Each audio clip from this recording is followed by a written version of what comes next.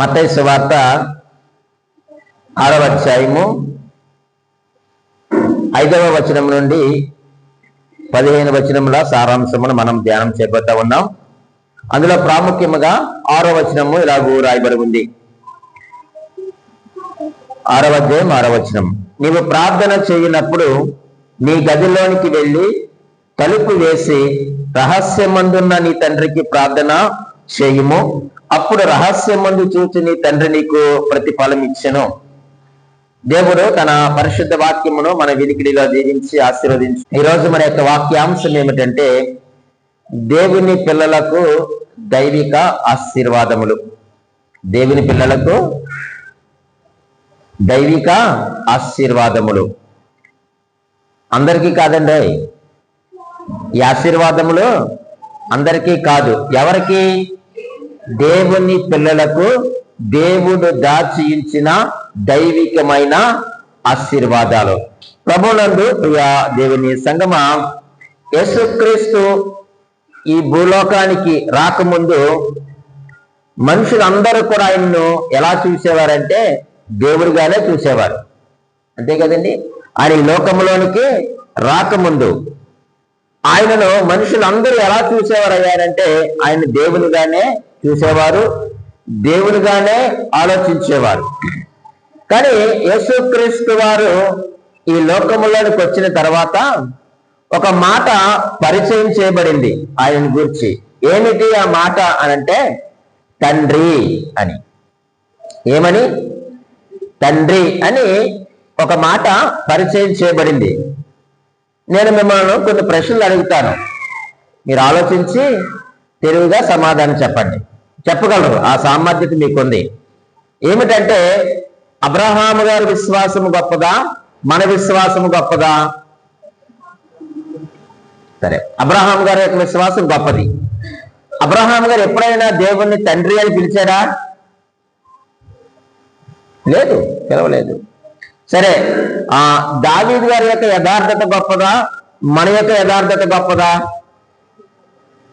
మరి దావీదు ఎప్పుడైనా తండ్రి అని పిలిచాడా? మూడవదిగా మోషే గారి యొక్క నమ్మకత్వం గొప్పదా, మన నమ్మకత్వం గొప్పదా?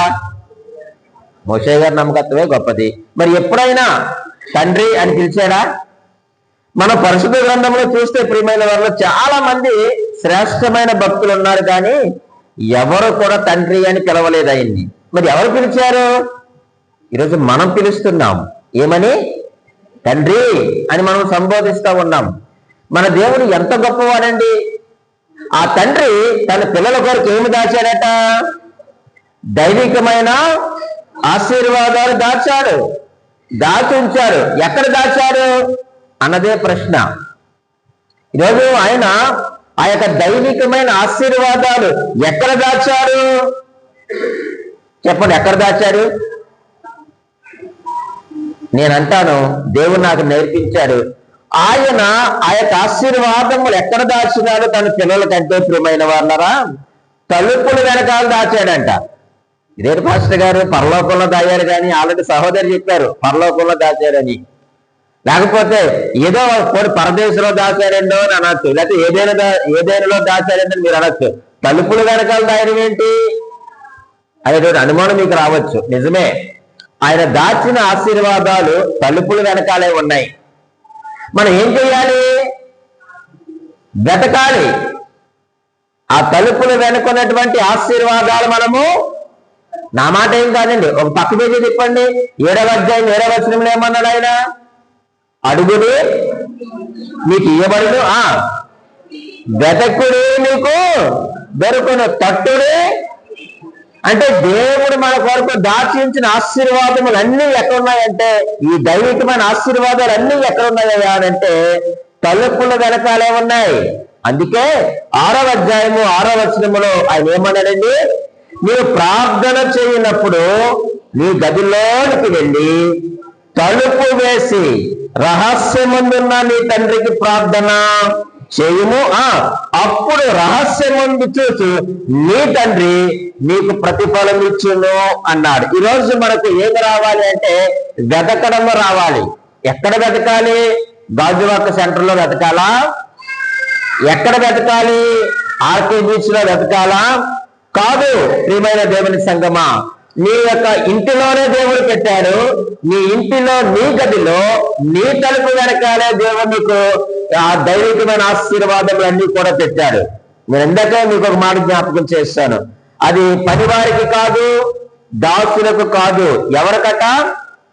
ఆయన పిల్లలకు మాత్రమే. ఆయన భూమి మీదకి రావడం ద్వారా మనకు దొరికిన గొప్ప భాగ్యం ఏమిటయ్యా అంటే ఆయనను మనము తండ్రి అని పిలుస్తా ఉన్నాం. ఎవరు పిలుస్తారు తండ్రి అని? చదువుకున్న వాళ్ళా, చదువులేని వారా? అందరూ పిలుస్తారు. తండ్రి అని పిలవడానికి చదువుతో పని లేదు. అందరూ కూడా ఆయనను తండ్రి అని పిలిచేవారుగా ఉన్నామని దేవుని వాక్యం తెలియజేస్తా ఉంది. ఏది మాసరామణి గారు ఏమన్నారంటే, దేవునికి కుమారులు కుమార్తెలే ఉన్నారు కానీ మనవల్లో మనవరాల్లో లేరంట. ఒకవేళ ఆ దానియేలు గారు ప్రార్థన చేయాలనుకుంటే ఏమని ప్రార్థన చేస్తాడు? చూసారా మన దేవుడు ఎంత గొప్పవాడో. ఎవరు ప్రార్థన చేసినాం ఏమని ప్రార్థన చేయాలి? తండ్రి అని మనము ప్రార్థన చేయవలసిన వారిగా ఉన్నాం. అయితే దేవునికి మనము ఎలా కొడుకులు అవుతాం? పిలిస్తేనా, లేక అరిస్తేనా, పుడితేనా? మనకు ఆ జనవరి మాసంలో 10, 11, లేక 12, 13 తేదీల్లో కొంతమంది గంగిరెద్దులు తీసుకొని వస్తారు కదండి. వచ్చి వాళ్ళు తలుపు దగ్గర లేకపోతే గేటు దగ్గర ఉండి ఏమని పిలుస్తారు? అమ్మా అని పిలుస్తారు. ఇప్పుడు ఆ వ్యక్తి అమ్మా అని పిలిచినంత మాత్రాన అమ్మ అయిపోతుందా? మరి ఎన్నిసార్లు అమ్మా అని పిలిస్తే అమ్మ అవుతుంది చెప్పండి? ఎన్నిసార్లు పిలిస్తే అమ్మ అవుతుంది చెప్పండి? అదే మన ఇంటిలో ఉన్నటువంటి మన కుమారుడు అమ్మా అని పిలవగానే మనం ఏం చేస్తాం చెప్పండి? వెంటనే స్పందిస్తాం. వాళ్ళ యొక్క అవసరతను మనము తీరుస్తాం. ఆ బయట వ్యక్తికి ఈవిడకున్న సంబంధం ఏమిటంటే మాట సంబంధమే, అంతకుమించి ఎక్కువ సంబంధము లేదు. కానీ ఇంటిలో ఉంటుంది నీ కుమారుడికి నీకున్న సంబంధం ఏమిటయ్యానంటే అది రక్త సంబంధము. అదే సంబంధము, రక్త సంబంధము. ఇప్పుడు మనము తండ్రి అని పిలుస్తున్నామంటే నువ్వు పిలిచినందుకు తండ్రి కాదు, నువ్వు అరిచినందుకు తండ్రి కాదు ఆయన మనకు అవుతాయి. ఎలా తండ్రి అయ్యాడంటే తన కుమారుని యేసు క్రీస్తు వారి యొక్క రక్తములో మనము కడగబడినాము కాబట్టి ఇప్పుడు మనం ఏమని పిలుస్తున్నాం? ఆయనను తండ్రి అని పిలుస్తున్నాం. ఇప్పుడు ఆయన మన తండ్రి అయితే ఆయన మనకి ఏం చేశారయ్యా అంటే దైవికమైనటువంటి ఆశీర్వాదములు మన ముందు ఉంచాడు ఆయన. వాటిని మనము వెతకాలి. వెతకాలి అని అంటే ఎక్కడికి వెళ్ళాలని నేర్పించాము? ఎక్కడికి వెళ్ళాలి మనం వెతకడానికి? నీ ఇంటిలో ఉన్నటువంటి నీ గదిలోనికి వెళ్ళి తలుపు వేసుకో. ఆ తలుపు వెనుకున్నటువంటి ఆశీర్వాదాలు, ఆ ప్రతిఫలము లేక యొక్క ఫలములు నీవు పొందుకోవడం నీకు రావాలి. ఒక 4 విషయాలు నీ ముందు ఉంచుతాను. పాత నిబంధన గ్రంథములో 2 విషయాలు, నూతన నిబంధన గ్రంథములో ఒక 2 విషయాలు నీ ముందు ఉంచుతాను. ఆయన మన కొరకు దాచి ఉంచినటువంటి ఆ యొక్క ఆశీర్వాదాలు మనము పొందుకుందాం. రండి, మొదటిగా మనం ఆలోచన చేస్తే రాజుల 2వ గ్రంథము, 2వ రాజుల గ్రంథము 4వ అధ్యాయం మీరు అట్టే తీసి పట్టుకుంటే మీకు అదే అధ్యాయంలో 1-2 ఆశీర్వాదాలు మీ ముందు ఉంచుతాను. 2వ రాజుల గ్రంథము 4వ అధ్యాయము చదువుతున్నాను చూడండి. 33వ వచనంలో ఇలాగ రాయబడి ఉంది.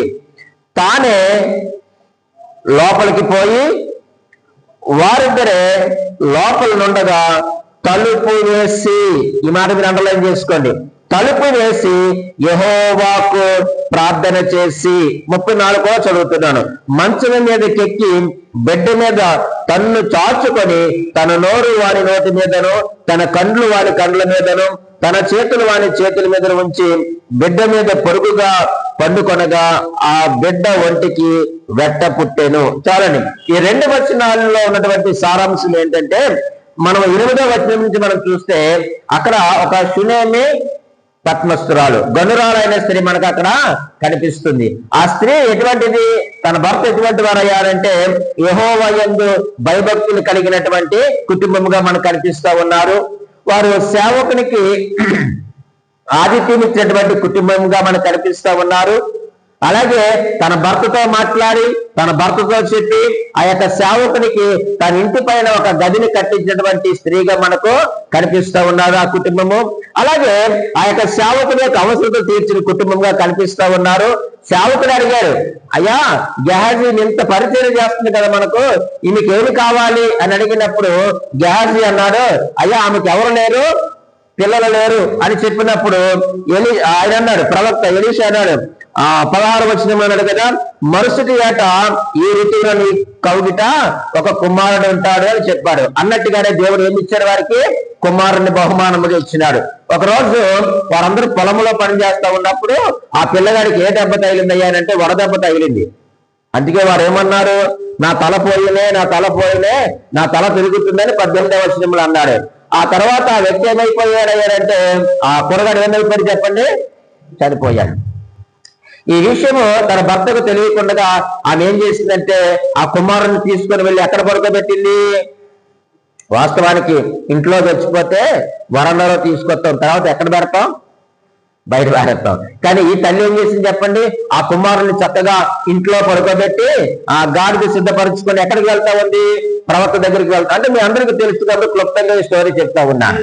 తన భర్త అడిగారు, అదేంటి ఇప్పుడు వెళ్తున్నావు, పండగ ఏమీ లేదే, అమావాస్య కాదే, ఇప్పుడు ఎందుకు వెళ్తున్నావు అంటే లేదు నేను వెళ్ళవలసిన అవసరత ఉంది అని అన్నది. సరే ఇదంతా మనకు తెలుసు, వెళ్ళింది, విషయాన్ని చెప్పింది. ఆల్రెడీ ఆయన దండం పంపించారు, పని జరగలేదు. ఇప్పుడు గెహాజీ ఎలీషా దగ్గరికి వచ్చి ఈ విషయం చెప్పినప్పుడు ఎవరు బయలుదేరి వెళ్ళారు చెప్పండి, ఎలీషా. మనం చదివిన 33 అదే కదా, మనం చదివినటువంటి వచనములు అదే కదా. ఎవరు వెళ్ళారయ్యా అని అంటే ఎలీషా వెళ్ళినట్లుగా మనం చూస్తా ఉన్నాం. ఇప్పుడు వారి ఇంట్లో ఏముంది అంటే ఒక చనిపోయినటువంటి ఒక బాలుడు లేక ఒక శవం ఉంది. ఈరోజు మన ఇంట్లో కూడా చాలా శవాలు ఉన్నాయి. అదేంటి పాస్టర్ గారు మీరు ఎలాగంటున్నారంటే, దేవుని వాక్యమే సెలవిస్తా ఉంది. ఎఫెసీయులకు రాసిన పత్రిక 2వ అధ్యాయము 1వ వచనంలో అంటున్నాడు ఏమని, మీరు అపరాధముల చేతను చెప్పండి. మరి ఇప్పుడు మన ఇంట్లో ఏమున్నాయి, చాలా సవాలు ఉన్నాయి. వాటిని మనం ఏం చేయాలి, ఇప్పుడు బ్రతికించుకోవాలి. దేవుడు మనకు బ్రతికించుకోవడానికి గొప్ప అవకాశం ఇచ్చాడు. ఏమిటా సవాలంటే, దేవుడి నుండి మనిషి వేరైపోయి బ్రతకడం. మొదటి శవం ఎవరు చెప్పండి, దేవుని నుండి మనిషి వేరైపోయి బ్రతకడం. దీన్ని ఏమంటారంటే ఆత్మీయ మరణం అంటారు. ఈరోజు మన కుటుంబాల్లో చాలా శవాలు ఉన్నాయి ఇటువంటివి. దేవుడి నుంచి వేరైపోయి బ్రతుకుతున్న వారు మన గృహాల్లో ఉన్నారు, లేరంటారా? చాలా కుటుంబాలు మనం చూస్తాము. ఒకవేళ మన గృహాల్లో లేకపోవచ్చు కాక క్రైస్తవ కుటుంబాల్లో మనం చూస్తా ఉన్నప్పుడు కొంతమంది దేవుల్లో ఉన్నవారు ఉన్నారు, దేవుడి నుంచి వేరైపోయి బ్రతుకుతున్న వారు ఉన్నారు. వీళ్ళు ఏమంటారు, వీళ్ళు ఆత్మీయంగా మరణించిన వారు. ఎప్పుడైతే ఆదాము అవ్వలు పండుతున్నారో వాళ్ళు ఎలా మరణించారు చెప్పండి, ఆత్మీయంగా వారు మరణించారు. అంటే దేవుని యొక్క ఆత్మ వారి నుంచి వేరైపోయింది. ఇది ఆత్మీయ మరణం అంటారు. రెండవదిగా శరీరము నుండి ఆత్మ వేరైపోవడం. శరీరము నుండి ఆత్మ వేరైపోవడం, దీన్ని ఏమంటారు, భౌతిక మరణం అంటారు. అంతే కదండి. ఆ కుమారుడికి జరిగింది ఏమిటంటే ఆత్మ తన శరీరంలో నుంచి వేరైపోయింది. ఇది భౌతికమైన మరణం. మూడవదిగా దేవుని నుండి మనిషి శాశ్వతముగా వేరైపోవడం. దేవుని నుండి ఒక వ్యక్తి శాశ్వతముగా వేరైపోవడం, దీన్ని ఏమంటారు అంటే నిత్య మరణము అంటారు. నిత్య మరణం అంటే నరకం. ఇక దేవుడి నుంచి శాశ్వతముగా వారు ఏమైపోతారయ్యారంటే ప్రియమైన వాళ్ళారా, వారు వేరైపోయినట్లుగా మనము చూస్తూ ఉంటున్నాం. కాబట్టి ఈ రోజు మన కుటుంబంలో చాలా సవాలు ఉన్నాయి. ఆత్మీయంగా చచ్చిన వారో లేక భౌతికంగా చచ్చిన వారో శాశ్వతంగా దేవునికి వేరుగా బ్రతుకుతున్న వారో మన ఇంట్లో ఉండగా మనం ఏం చేయాలంటే మనం చెప్పండి, మన ప్రార్థన చేయవలసిన వారిగా ఉన్నాం. అందుకే అపోస్తుల కార్యములో ఒక మంచి మాట రాయబడి ఉంటుందండి. 16వ అధ్యాయము 31వ వచనంలో ఈ మాట రాస్తూ ఉన్నాడు చూడండి. 16వ అధ్యాయం 31వ వచనంలో ఏమన్నారంటే, అందుకు వారు ప్రభువైన యేసునందు విశ్వాసముంచుము, అప్పుడు నీవును నీ ఇంటి వారు రక్షణ పొందుదురు అన్నాడు. అపోస్తుల కార్యములు 16వ అధ్యాయం 31వ వచనములో మీరు దేవుని నమ్మండి, దేవుని యందు మీరు విశ్వాసముంచండి. అప్పుడు ఏమవుతారు? మీరు రక్షించబడతారు. మీ కుటుంబంలో ఉన్నటువంటి వాళ్ళని రక్షించుకోవాలి అని అంటే రెండు విషయాలు మేము ముందుంచుతున్నాను ప్రియమైన వాళ్ళరా. మొదటిది ప్రార్థన, రెండవది మాదిరి. మొదటిది ఏంటి చెప్పండి? ప్రార్థన, రెండవది మాదిరి. కొంతమంది ప్రార్థన చేస్తారు కానీ మాదిరి చూపించరు, కొంతమంది మాదిరి చూపిస్తారు కానీ ప్రార్థన చేయరు. ఈ రెండు చాలా ప్రాముఖ్యమైనవి. వారు ప్రార్థన చేశారు చెరసాల్లో, వారు మాదిరిని కనపరిచారు. ఈ రోజు నీ ఇంటిలో, నా ఇంట్లో ఉన్నటువంటి ఆ యొక్క చనిపోయినటువంటి, ఆధ్యాత్మికంగా చనిపోయిన వారు, వెనకకు జారిపోయిన వారిని మనం బ్రతికించుకోవాలి అని అంటే మనం ఏమి చేయాలంటే ప్రియమైన వాళ్ళరా, నీ గదిలోనికి వెళ్ళి తలుపు వేసుకో. నువ్వు తలుపు వేసుకొని ఏం చేయాలి? రహస్యమందున నీ తండ్రికి నువ్వు ప్రార్థన చేయి. ఈ మొట్టమొదటి ఆశీర్వాదం ఏమిటయ్యానంటే మరణంపై జయము. అంతే కదండి, మరణంపై విజయాన్ని పొందుకున్నారు. ఎప్పుడు? వారు లోపలికి పోయి వారిద్దరే లోపల ఉండగా తలుపు వేసి యెహోవాకు ప్రార్థన చేశారట. ఎలీషా ఎప్పుడైతే లోపలికి వెళ్ళి తలుపు వేసుకొని ప్రార్థన చేశారో, రహస్యమందున్న తండ్రి ప్రార్థన విని మరణంపై ఏమి ఇచ్చారు చెప్పండి? విజయాన్ని ఇచ్చారు. ఈ రోజు నీ కుటుంబాన్ని నువ్వు రక్షించుకోవాలి అని అంటే నీ ఇంట్లోకి నువ్వు వెళ్ళు, తలుపు వేరు నువ్వు నేర్చుకో. ఈ రోజు మనకు తలుపులు బాగా తీసడం అలవాటు అయిపోయింది. నువ్వు తలుపు ఎందుకు వేసుకోవాలో తెలుసా? రహస్యమందున నీ తండ్రికి నువ్వు ప్రార్థన చేయడానికి. ఆ తలుపు కనుక దేవుడు దాచించిన ఆశీర్వాదం ఉంది. దాన్ని వెతుకు, దాన్ని పొందుకో, దాన్ని పట్టుకో. అంతకాలము మనము తలుపులు బార్లా తెరిచి లోకములో బయట మనం వెతుకుతాం. ఒక్క మారు నువ్వు లోపలికి వెళ్తే నీవు నీ కుటుంబాన్ని రక్షించుకోగలవు, నీ భర్త నువ్వు రక్షించుకోగలవు, నీ భార్య నువ్వు రక్షించుకోగలవు, నీ పిల్లలను రక్షించుకోగలవు, నీ బంధువర్గమును ఏం చేయగలవు చెప్పండి? రక్షించుకోగలుగుతావు. లోపలికి వెళ్ళి వారు తలుపు వేసుకొని ప్రార్థన చేయగా మరణముపై దేవుడి విజయాన్ని ఇచ్చాడు. ఈరోజు నువ్వు అది చే, దేవునికి ఆ విజయాన్ని ఇస్తారు. రెండవదిగా మనం ఆలోచన చేస్తే అదే 4వ అధ్యాయము చదువుతున్నాను చూడండి. 3-4 వచనాల్లో ఇలాగ రాయబడి ఉంది. 2వ రాజుల గ్రంథము 4వ అధ్యాయము 3-4 వచనాల్లో రాయబడి ఉంది. అతడు నీవు బయటికి పోయి నీ ఇరుగు పొరుగు వారందరి యొద్ద దొరకగలిగిన వట్టి పాత్రలన్నిటినీ ఎరువు పుచ్చుకొనుము. అప్పుడు నీవు నీ ఇంటిలోనికి వచ్చి నీవును నీ కుమారులను లోపల నుండి తలుపు మూసి, ఈ మాట మీరు అండర్లైన్ చేసుకోవాలి. అక్కడ ఎలీషా లోపలికి వెళ్ళి తలుపు మూసాడు, ఇక్కడ అదే మాట తెలియజేస్తా ఉన్నాడు. నీవు లోపల నుండి తలుపు మూసి ఆ పాత్రలన్నిటిలో నూనె పోసి నిండినవన్నీ ఒక తట్టు ఉంచమని ఆమెతో సెలవీయగా. చాలండి, ఈ యొక్క స్టోరీ కూడా మనకు తెలుసు. ఎలీషా శిష్యుల్లో ఉన్నటువంటి ఒక వ్యక్తి చనిపోయాడు. ఆయన ఎవరట? ఆయన భక్తిపరుడు. ఆయన భక్తి లేని వాడు ఏమీ కాదు. అక్కడే మనం మొదటి వచ్చిన మనం చూస్తాం. అందరి ప్రవక్తలు శిష్యులలో ఒకరి భార్య, నీ దాసుడైన నా పెనిమిటి చనిపోయాను, అతడు యెహోవా యందు భయభక్తులు కలవాడే, ఆ యజమానుడు భక్తిపరుడే, కానీ ఆయన అప్పుల్లో చిక్కుకున్నాడు. ఈరోజు చాలా మంది దేవుని యందు భయభక్తులు కలిగిన వారమే. అయితే మనం ఏం చేస్తా ఉన్నామంటే మరి తెలుసో తెలియక అప్పులు ఇచ్చి లేక అప్పులు చేసి ఏమైపోతున్నాం చెప్పండి?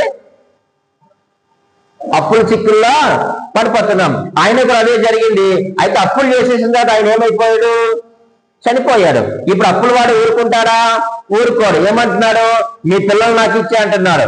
ఆ యొక్క యూదులు ఉన్నటువంటి సాంప్రదాయం ఏమిటంటే ఎవరైనా అప్పు చేసి చనిపోతే వాళ్ళకు కనుక మగ పిల్లలు ఉంటే ప్రియమైన వాళ్ళారా, వారు 18 సంవత్సరాలు దాటిన తర్వాత ఎవరైతే అప్పు ఇచ్చారో వారి ఇంట్లోకి వెళ్ళి వాడు ఏం చేయాలంటే పని చేయాలి. పని చేసి వాళ్ళ యొక్క అప్పులు తీర్చాలి. ఈ అప్పులు ఇచ్చిన వాడు ఏం చేశాడు? సచివాలయానికి వెళ్ళి ఉంటాడు, లేకపోతే తాలూకా ఆఫీస్కి వెళ్ళి ఆ డేట్ ఆఫ్ బర్త్లు పట్టుకుని వెళ్ళి కరెక్ట్ గా 18 సంవత్సరాలు నిండిపోయి అని ఆమె దగ్గరకు వచ్చి ఏమన్నాడు? ఇప్పుడు రా, మీ పిల్లల మా ఇంటికి పంపించే, వారు పని చేసి వాళ్ళు నీ యొక్క అప్పులు తీరుస్తారని చెప్పినప్పుడు ఆ తల్లి ఏం చేస్తున్నాయి అంటే ప్రియమైన వాళ్ళరా, ఆ యొక్క ప్రవక్త దగ్గరికి వెళ్ళింది. వెళ్ళి, అయ్యా ఇదిగో నీకు తెలుసు, నీ దగ్గర పని చేశాడు, నీతో సహవాసం చేశాడు, దేవుని పనిలో వాడబడ్డాడు, తనకు అప్పులు చేశాడు, అప్పుల్లో మేము చిక్కుకున్నాం, అప్పులు ఇచ్చిన వాడు వచ్చి నా పిల్లలు తీసుకొని వెళ్ళిపోతాడు అంటున్నాడు, నీవే నాకు సహాయం చేయాలని సేవకుడి దగ్గరికి వచ్చింది, ఆ ప్రవక్త దగ్గరికి వచ్చింది ఆ తల్లి. అప్పుడు ఆయన ఏమన్నాడంటే ప్రియమైన వాళ్ళారా, చాలా మంచి మాట చూడండి. 2వ వచనంలో ఎలీషా గారు అంటున్నారు, ఎలీషా, నా వలన నీకేమి కావాలను, నీ ఇంటిలో ఏమి ఉన్నదో అది నాకు తెలియజెప్పమనెను. అందుకనే నీ దాసురాలైన నా ఇంటిలో నూనె కుండ ఒకటి ఉన్నది, అది తప్ప మరి ఏమీ లేదనెను. అంటే దీని అర్థం ఏమిటంటే, తన దగ్గర ఉన్న ఫ్రిడ్జ్ అమ్మేసింది, వాషింగ్ మిషన్ అమ్మేసింది, టీవీలు అమ్మేసింది, బంగారం అమ్మేసింది, అన్ని అమ్మేసింది. ఏముందంటే ఈమె దగ్గర ఇంకా నూనె కుండ. కానీ ఆ యొక్క మూల ప్రతుల్లోనికి వెళ్తే మనము ఫ్లాస్కో ఆఫ్ ఆయిల్ అనేటువంటి మాట ఉంది. అంటే ఫ్లాస్కో అంటే మనం ఆ టీఎల్ తెచ్చుకుంటాం కదా, ఫ్లాస్కోలో టీ వేసుకుంటాం కదండి, టీ తాగుతామా మనం, తాగుతాం కదా, ఆ ఫ్లాస్కోలో వేసుకుని పెట్టుకుంటాం. ఆ ఫ్లాస్కోలో ఎంత టీ పడుతుంది చెప్పండి? బాగా పెద్దదైతే 1 లీటర్ పడుతుంది కదా, ఇంకా పెద్దదైతే 2 లీటర్స్ పడుతుంది. ఇక్కడ ఈ యొక్క యోదయ సాంప్రదాయం ఒక గొప్ప సాంప్రదాయం ఏంటంటే, ఏదైనా అమ్మేస్తారు కానీ ఆ యొక్క ఆయిల్ ఫ్లాస్క్ ఏదైతే ఉందో అది అమ్ముకోరు. అందులో ఒలివ్ ఆయిల్ ఉంటుంది. ఆ యొక్క ఒలివ్ ఆయిల్ ఫ్లాస్క్ ఏం చేస్తారంటే వారు తరతరాలకు వారు ఇస్తారు కానీ దాన్ని అమ్ముకోరు. దాన్ని ఎక్కడ కూడా పారేసి విడిచిపెట్టరు. చూడండి, తన ఇంట్లో ఏమీ లేవు, ఏముందట, ఒక కొండ మాత్రమే ఉంది. కొండలో ఏముంది? నూనె ఉంది. అంటే ఇక్కడ కొండ అని మనకి అచ్చుతెరలో రాశారు కానీ ఫ్లాస్క్ ఆఫ్ ఆయిల్ అనేటువంటి మాట మనం మూల ప్రతుల్లో చూస్తాం. ఆ యొక్క ఫ్లాస్క్ ఒకటే నా దగ్గర ఉంది అని ఎలీషా చెప్పడం మనం వింటాం. చూడండి ప్రియమైన వాళ్ళారా, దేవుడు ఎప్పుడైనా మన కుటుంబంలో అద్భుతం చేయాలనుకుంటే లేని దాన్ని అడగడు, ఉన్న దానిని బట్టి ఆయన ఏం చేస్తారు చెప్పండి? అద్భుతాన్ని చేస్తాడు. దేవునికి మహిమ కలుగును కాక. లేని ఎప్పుడు దేవుడు అడగరు. నీ దగ్గర ఏముంది అని అడుగుతాడు.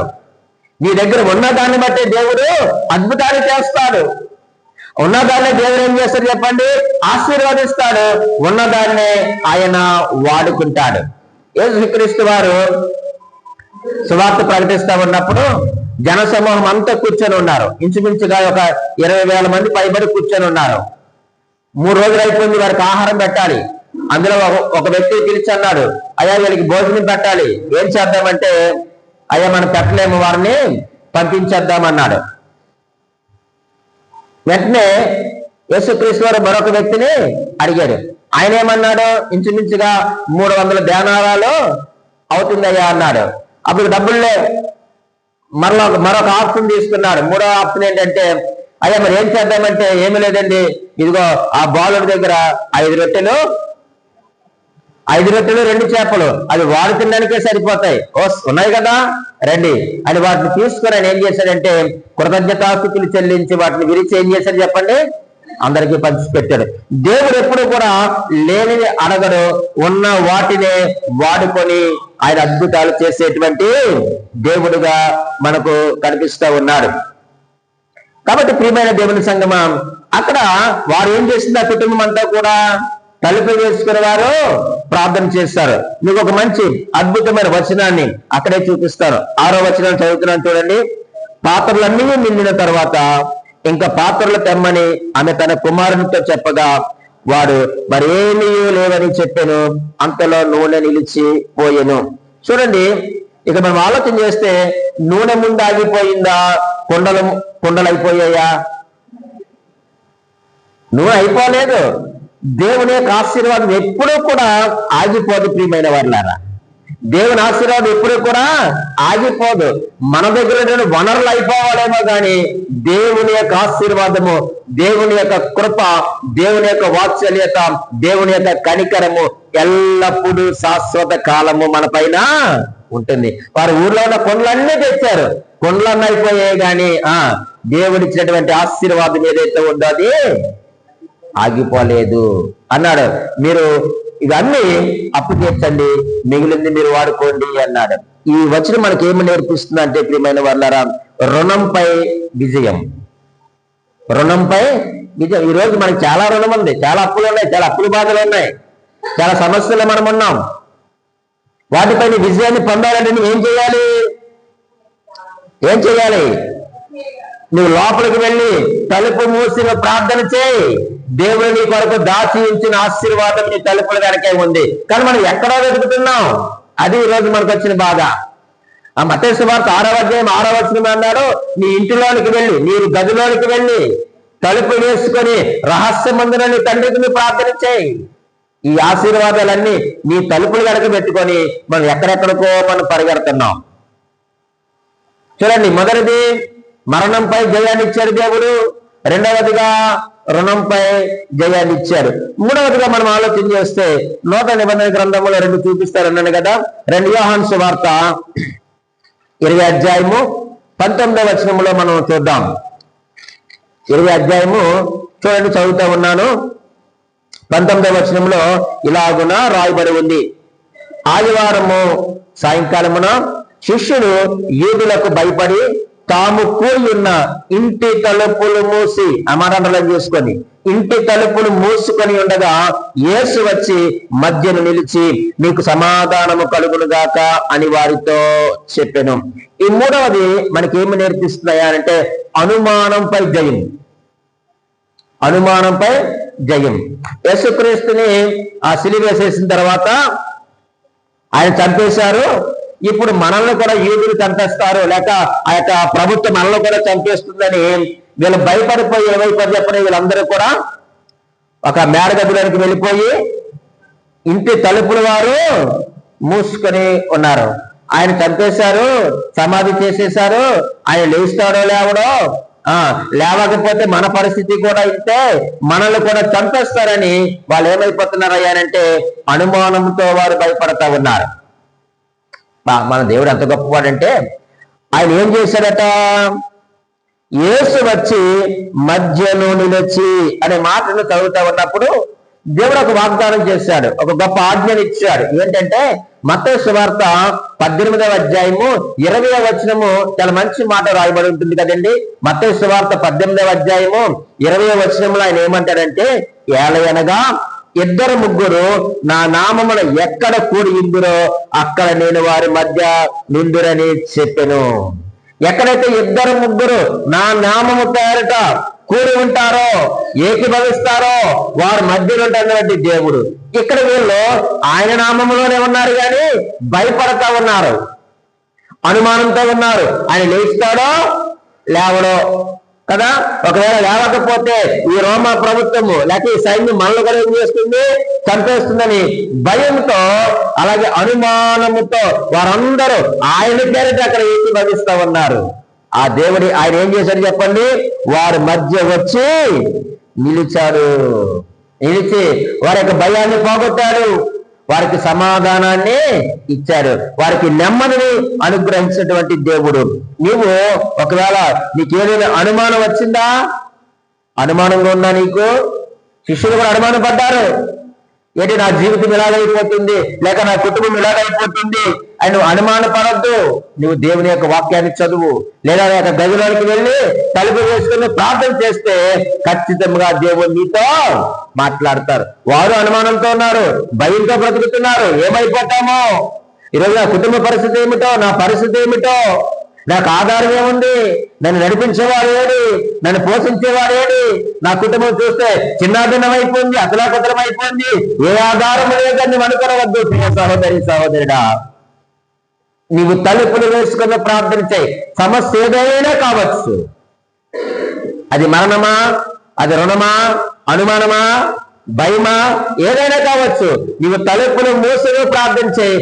తలుపులు వెనుకున్నటువంటి ఆశీర్వాదాన్ని నీవు నేను పొందుకుంటాం. వారు పొందుకున్నారు. ఆ తలుపులు మూసి, ఎంత గొప్ప మాట అండి. అందుకే నీ గదిలోనికి వెళ్ళి తలుపు వేసుకో.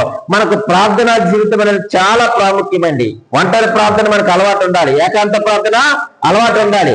మనకేంటో ప్రియమైన వాళ్ళరా, నలుగురితో ఉండాలనిపిస్తూ ఉండదు ఎక్కువ, నలుగురితో మాట్లాడాలనిపిస్తుండదు ఎక్కువ, మనకు మందితో ఉండాలనిపిస్తుంది ఎక్కువ. కాదు కాదు, ఒంటరితనం అనేటువంటిది చాలా ప్రాముఖ్యత క్రైస్తవ జీవితంలో. యేసుక్రీస్తు వారు పెద్దల గదిలో లేచి ప్రార్థన చేయలేదా? ఒంటరి గదిలో ఆయన ప్రార్థన చేయలేదా? ఏకాంతంగా ఆయన ప్రార్థన చేసుకోలేదా? చేసుకున్నాడు. మరి శిష్యులు ఒక చోట తీసుకెళ్లాడు, ఏమన్నారు, మీరు ఇక్కడే ఉండండి అని చెప్పి కోట దూరానికి వెళ్ళి ఆయన ఒక్కడే ప్రార్థన చేసుకున్నాడు. ఈరోజు మరి మనకు ఎందుకు ఆ ఒంటరి ప్రార్థన అనుభవం లేదు? ఎందుకు తలుపులు వేసుకొని మనం ప్రార్థన చేయలేకపోతున్నాం? నిన్న మొన్నటిదాకా కూడా నేను కూడా తలుపులు తీసే ప్రార్థన చేసుకునేవాడిని. కానీ ఇప్పుడు ఈ వాక్యం చదివిన తర్వాత నాకెందుకో కొంచెం ఆలోచన ఎక్కువ వచ్చి తలుపులు వేసుకుని మరీ ప్రార్థన చేస్తున్నా. దేవుడు కార్యాలు చేస్తున్నాడు. నేను దేని కొరకైతే ప్రభు పాదాల దగ్గర పెడుతున్నాను, తలుపులు మూసుకొని వాటన్నిటిని దేవుడు జరిగిస్తా ఉన్నాడు. కాబట్టి విశ్వాసముతో నీకు ప్రకటిస్తా ఉన్నాను, మనము కూడా తలుపు వేసుకొని మనము పరలోకమందున్న తండ్రికి ఏం చేద్దాం? ప్రార్థన చేద్దాం. చివరిగా మనం ఆలోచన చేస్తే అపొస్తలుల కార్యములు 12వ అధ్యాయము 13వ వచనాన్ని మనం చదువుకున్న ప్రియమైన వారు. అపొస్తలుల కార్యములు 12వ అధ్యాయము 13వ వచనం ఇలాగ రాయబడి ఉంది. అతడు తలవాకిట తలుపు తట్టుచుండగా రోదే అని ఒక చిన్నది ఆలకించుటకు వచ్చెను. మీరందరూ తలుపు వేసుకొని ఏం చేస్తున్నారు? ప్రార్థన చేస్తున్నారు. తలుపు కనుక వీళ్ళు ప్రార్థన చేస్తున్నారు. ఈ వచనం నాకు ఏమి నేర్పించిందయ్యా అంటే అపాయంపై జయం. అపాయం వచ్చింది. ఎవరికి వచ్చింది అపాయము? సంఘానికి కదండి. సంఘానికి అపాయం వచ్చింది. అంతకు ముందే ఎవరు చంపబడ్డారు? యాకోబు చంపబడ్డారు. ఇప్పుడు ఎవరు చెరసాల్లో ఉన్నారు? పేతురు గారు చెరసాల్లో ఉన్నారు. ఎప్పుడైతే సంఘము పైకి అపాయం వచ్చిందో ప్రియమైన వాళ్ళరా, ఇప్పుడు వారు తలుపు వేసుకొని ఏం చేస్తున్నారట? ప్రార్థన చేస్తున్నారు. మీకు ఒక మాట జ్ఞాపకం చేస్తాను. ప్రార్థించని సంఘం యాకోబును కోల్పోయింది. ప్రార్థించని సంఘం యాకోబును కోల్పోయింది. ప్రార్థించిన సంఘం పేతురును కాపాడుకుంది. ఈరోజు నీ కుటుంబాన్ని నువ్వు కాపాడుకోవాలంటే ప్రార్థన చేయి.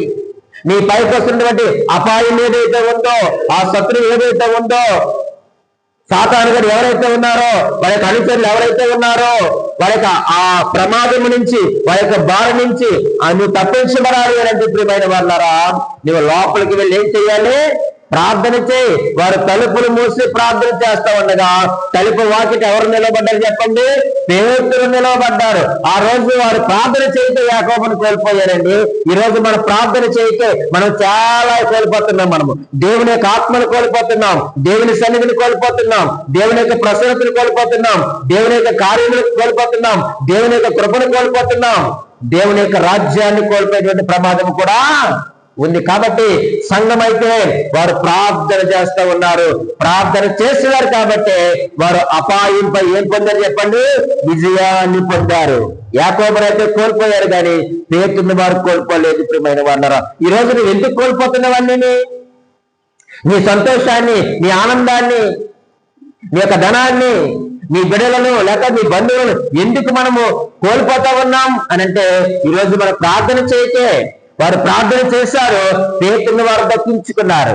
ఈరోజు నీ బిడ్డలను దక్కించుకోవాలి అనంటే, నీ కుటుంబాన్ని దక్కించుకోవాలి అనంటే, దేవుడు ఇచ్చేటువంటి ఆశీర్వాదములు అన్నీ దక్కించుకోవాలి అనంటే నువ్వు లోపలికి వెళ్ళి తలుపు మూసుకొని ఏం చేయాలి? ప్రార్థన చేయి. ప్రార్థనకు అసాధ్యమైనది ఏదీ కూడా లేదు. ప్రియమైన వాళ్ళరా, నువ్వు ప్రార్థన చేస్తే దేవుడు వింటాడు. పరలోకమందున తండ్రి విని నీ ప్రార్థనకు ఆయన ప్రతిఫలం ఇచ్చేటువంటి దేవుడు. ఈరోజు ప్రార్థన పట్ల ఆసక్తి ఉందా? నువ్వు ప్రార్థన చేస్తే మాదిరి కనపరచు. మాదిరి కనపరిస్తే ప్రార్థన చేయి. నువ్వు మాదిరి చూపించి ప్రార్థన చేయకపోతే అది చాలా ప్రమాదము. కాబట్టి ప్రభువునందు ప్రియమైన దేవుని సంగమా, ఆయన మనకు దాచించినటువంటి దైవికమైన ఆశీర్వాదాలు ఎవరికి ఆశీర్వాదాలు? దేవుని పిల్లలకు మాత్రమే, ఆయన రక్తములో కడగబడిన వారికి మాత్రమే. చివరగా ఒక 2 లేక 3 విషయాలు మీ ముందుంచి నేను ముగిస్తాను. మొట్టమొదటిగా మనం ఏమి నేర్చుకున్నామంటే మరణంపై జయం. అంతే కదండి. ఆ మరణంపై జయం పొందినప్పుడు ఎంతమంది ప్రార్థన చేశారు? మీరు మాట్లాడాలి. మరణంపై జయం పొందినప్పుడు ఎంతమంది ప్రార్థన చేశారు? ఒక్కడే. రెండవదిగా రుణంపై జయం పొందినప్పుడు ఎంతమంది ప్రార్థించారు? 3. అంటే కుటుంబము ప్రార్థించింది. చూడండి, మొదట ఎలీషా ఒక్కడే ప్రార్థించాడు, మరణంపై జయాన్ని పొందుకున్నాడు. రెండవదిగా రుణంపై జయం పొందడానికి కుటుంబము ప్రార్థించింది. మూడవదిగా అనుమానంపై జయం పొందినప్పుడు ఎంతమంది ప్రార్థించారు? ఎంతమంది శిష్యులు? ఎంతమంది?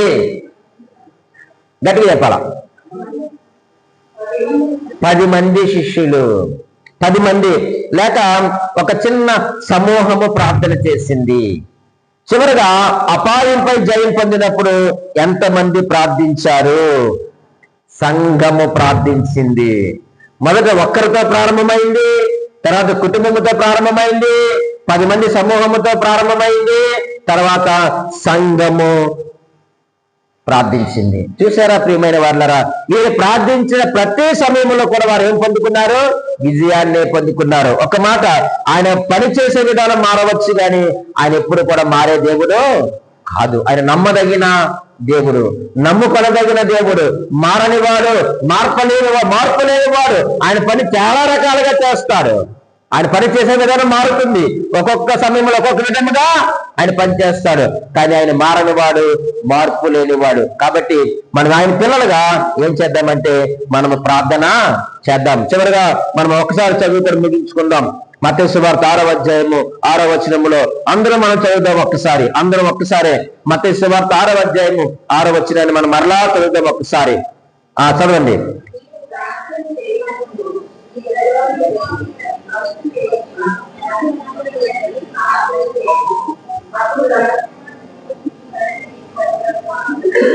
చాలండి.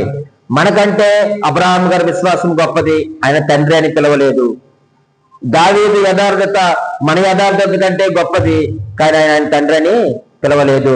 మోసే నమ్మకత్వం మన నమ్మకత్వం కంటే గొప్పది, ఆయన తండ్రి అని పిలవలేదు. కేవలము నీవు నేను మాత్రమే ఆయనను తండ్రి అని పిలిచావు. కారణం ఏంటో చెప్పంటారా? ఆయన ఎందుకు విశ్వాసం ఉంచి ఆయన రక్తములో మనము కడగబడ్డాము కాబట్టి. ఈ రోజు నువ్వు ప్రార్థన చేస్తావా? నువ్వు ప్రార్థన చేస్తే అన్నిటిపైన దేవుడు నీకు విజయాన్ని ఇస్తాడు. దేవుడి మాటలు దీవించి ఆశీర్వదించును గాక.